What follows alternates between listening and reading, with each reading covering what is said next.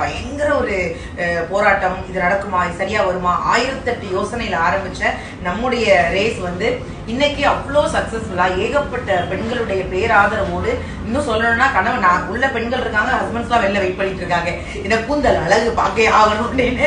So அந்த மாதிரி அவ்வளோ டெலிவரிக்கு வெயிட் பண்ற மாதிரி எப்ப முடியும். அப்ப நான் உள்ள வர்றேன், ஒருத்தர்லாம் இன்னைக்கு இதுவே இப்பதான் உள்ள போகுதா அந்த மாதிரி வெளியில வெயிட் பண்ண அவ்வளோ பேரோட சப்போர்ட் கொடுக்குறீங்க, அவ்வளோ ஆதரவு.